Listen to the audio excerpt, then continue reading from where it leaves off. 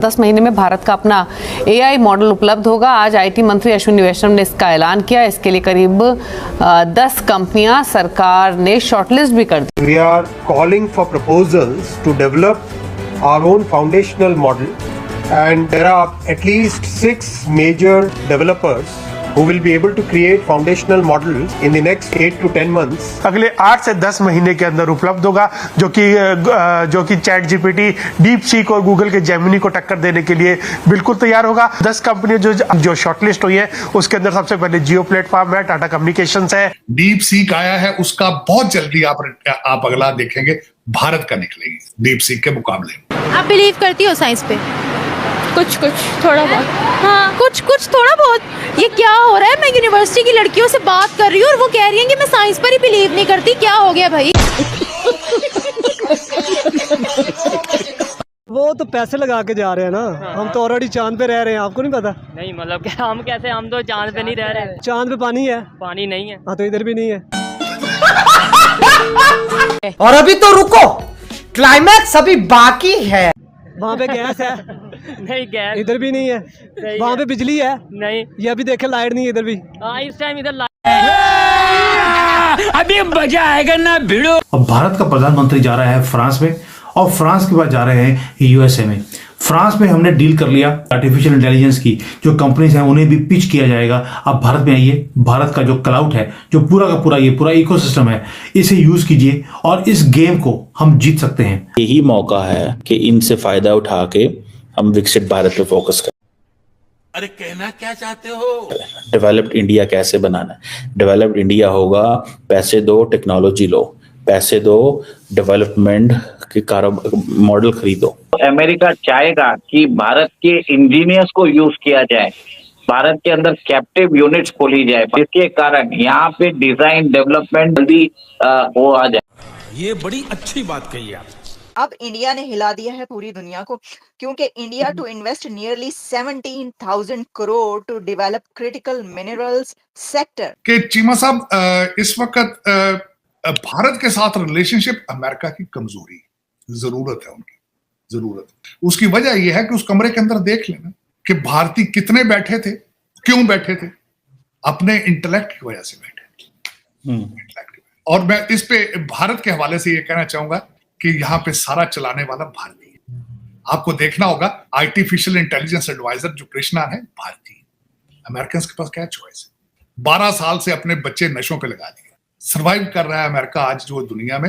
It is due to the Indian mind. बल्कि कल परसों इस पे डाटा निकल चुका है कि इस वक्त भारतीय निजात अमेरिका के अंदर सबसे ज्यादा जो टेक स्टार्टअप्स हैं उनमें, और टेक कंपनियों के मालिक वो हैं। और इस वक्त जो उनका, मेरा मकसद उनका ये वो जादू सर चढ़ के, वो सही जादू जिसको कहा जाता है, ये हमारे फर्स्ट लेडी वाला काला जादू नहीं, चीमा साहब, दिमाग का जादू। आपके तो जिन्नात है ना, आप तो चीमा साहब, आप दर हकीकत दुख के साथ कहूंगा कि किस तरीके से कौम को लगा दी गई आपकी डेस्टिनेशन, उन्होंने बना दी अफगानिस्तान। 2 फिक्रे बताना चाहूंगा। मुर्शद पाक के अल्फाज हैं, वो कहते थे तालिबान की जो पॉलिसियां हैं खवातीन के लिए वो ठीक है, अगर उनका कल्चर इजाजत नहीं देता तो क्या प्रॉब्लम। खान साहब, जो तालिबान खान यहाँ पे याद करती दुनिया, इन्होंने कहा था कि अगर औरतें कपड़े ऐसे पहनेंगी तो फिर जाहिर है फिर रेप तो होगा। ये उनकी स्टेटमेंट है, मेरी स्टेटमेंट नहीं है। ये आपकी डेस्टिनेशन। आपको कहा जाता है ये सियासत नहीं जिहाद है, आपकी डेस्टिनेशन वो है। इंग्लिश में 2 फिक्रे लिखने की सलाहियत नहीं रखती इस वक्त मेजॉरिटी ऑफ द नेशन। उसमें चीमा साहब जो मोदी साहब आएंगे, जो उनकी टेलीफोनिक कन्वर्सेशन है, एक तो फरवरी में आ रहे हैं, फिर उसके बाद अप्रैल में इनकी मुलाकात होगी फ्रांस के अंदर भी, और फिर इनकी ये जो अगली आपकी मीटिंग हो रही है क्वाड की, उसमें मुलाकात होगी। उनके पास इस वक्त कोई चॉइस नहीं है कि वो लीन करें इंडिया की तरफ, टेक्नोलॉजी की वजह से, एक एजुकेटेड मिडिल क्लास की वजह से, एक बहुत बड़ी मार्केट की वजह से, और फिर तीसरी बात यह है कि दुनिया के लिए वो खतरा नहीं, आप लाइबिलिटी हैं, वो दुनिया के टेक्नोक्रेट प्रोड्यूस कर रहे हैं। आप जिहाद की तरफ लोगों को, बच्चों को लेके जा रहे हैं, वो आईटी की तरफ लेके जा रहे हैं। डीप सीक आया है, उसका बहुत जल्दी आप अगला देखेंगे भारत का निकलेगी सॉफ्टवेयर। एक कौम इतनी सलाहियत नहीं रखती कि वो गूगल करके मेरे इंग्लिश में ट्वीट मेरे खिलाफ कर लें, इतनी सलाहियत नहीं। लेकिन इन्होंने क्या करना है चीमा साहब? जिन्होंने इंटरनेट को सिर्फ इस्तेमाल ही अवारगी के लिए करना हो चीमा साहब, उन्होंने उन्होंने क्या करना है? इस इंटरनेट पे लोग जो है बहुत आगे जा रहे हैं, मतलब इस इंटरनेट पे वो जो आपके मैंने बताया था कि एक सिलिकॉन कर्टन बना दिया गया है, उस कर्टन को आप क्रॉस करने की सलाहियत नहीं रखते। बिल्कुल एब्सोल्युटली नॉट। डॉक्टर साहब, इंडिया ने फिर सही लाइन सेट कर लिया ना चीन के साथ, क्योंकि उन्होंने कहा कि आप अमेरिका के कहने पे हमसे कोई लड़ाई ना करें, हम आपके लिए, चाइनीज ने इंडियंस को कहा हम आपके लिए खतरा नहीं है। इंडियंस मानते नहीं है, क्योंकि इंडियंस का प्रॉब्लम यह है कि उनको भी तो टेक्नोलॉजी चाहिए। और तारड़ साहब, दूसरी बात यह है टेक्नोलॉजी भी चाहिए, और जो डॉक्टर जयशंकर ने सारे का सारा राइजीना डायलॉग उठा के तारड़ साहब वो मिडिल ईस्ट में ले गए हैं, और वहां से वो सारे यूरोपियंस और अमेरिकन जो बच्चे इंडियंस थे उनको कहते हैं आओ जाके तो मिडिल ईस्ट बैठ जाओ, नहीं आते इंडिया तो ना आओ, इधर बैठ जाओ, और अमारातियों का पैसा लगाएंगे और उस पैसे से वो चिप्स में और क्वांटम कंप्यूटिंग एंड एआई में पैसे लगा रहे हैं। तो उनके पास तो वो बिल्कुल ठीक है, मिडिल ईस्ट से भी इंगेज हो गए और वो चीन से भी इंगेज हो गए हैं इंडियंस। देखें, नेशनलिज्म के बगैर कौमें ऑर्गेनाइज नहीं करती। चीमा साहब, यहाँ ये सोचना जरूर है, यूक्रेन को जब चाइना की थ्रेट आई ना, जब ताइवान को चाइना की थ्रेट आई थी, तो ताइवानीज जितने चिप मेकर थे सारे भारत आ गए। वो जो वर्ड इस्तेमाल करते थे कि चाइना स्लोज इंडिया ग्रोज, वो होता रहा। लेकिन इंडिया की खुशकिस्मती है कि यहाँ पे जो बाइडेन जैसे प्रेसिडेंट थे, जो बाइडेन का बड़ा फायदा उठाया गया। जितने वो अमेरिकन थे और बिजनेसमैन, वो अमेरिका तो आए ही नहीं, वो सारे वियतनाम गए हैं और इंडिया गए हैं, और तो किसी जगह गए ही नहीं। और दूसरा चीमा साहब, नेशनलिज्म के बगैर कौमें सर्वाइव नहीं करती। हमारे तो हर बच्चे पाकिस्तानियों को पता ही नहीं नेशनलिज्म चीज क्या है। 77 ईयर्स हो गए जिनको अभी तक आइडेंटिटी क्राइसिस है, जिनको अभी तक पता ही नहीं कि हम कौन है। सुबह उठते हैं अरबी बन जाते हैं, शाम को पठान बन जाते हैं, सोने से पहले जो कुछ और बन जाते हैं, पता ही नहीं। रिलायंस, उन्होंने भी बोला था कि हम एआई इंफ्रास्ट्रक्चर के लिए बहुत बड़ा काम करने वाले हैं, जिसमें पाकिस्तान में भी बहुत चैनल्स में बहुत ज्यादा बात हुई थी। उनको भी फायदा हो गया, अब वो चाइनीज टेक सब लेने वाले हैं, तो इसमें फायदा सब लोगों को हुआ है। और मोटा भाई तो ऐसे हैं, उन्होंने बोल दिया है कि हम गूगल को भी हम टक्कर देंगे। आपने सुना होगा जियो कॉइन निकाला है इन्होंने जी।